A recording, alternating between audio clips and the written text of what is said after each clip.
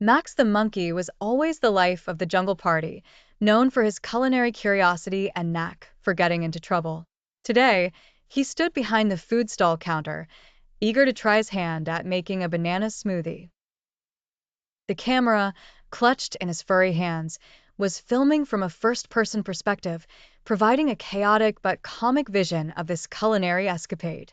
Max's large round eyes sparkled with a mix of excitement and mischief as he set his gaze on the array of fruits lined up before him. Bananas, naturally, were the stars of the show. However, the blender, a modern contraption that seemed to baffle his primitive understanding, was going to be the true test of his skills. All right, folks, welcome to Max's MasterChef Jungle Edition, he declared with an unmistakable flair as the camera shook slightly, drawing muffled laughter from the audience unseen but ever present over the background noise of chirping birds and rustling leaves.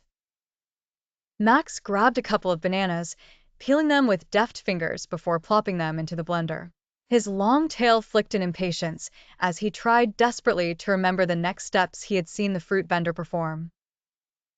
He paused, his brow furrowing in concentration. "A touch of coconut milk," he exclaimed, reaching for a can, and with a dramatic flourish, he sloshed a generous amount over the bananas. The blender's buttons were unlike any he'd seen. He pressed one at random. Nothing. Panic crept on the edge of his eyes as he prodded more vigorously at the control panel. The camera swayed with the urgency of the action. Suddenly, the blender roared to life, lid forgotten in the excitement, and a volcanic eruption of smoothie painted the stall and Max in creamy chaos. Monkey shrieks intermingled with the laughter as bits of banana dripped lazily from the nearby tree branches.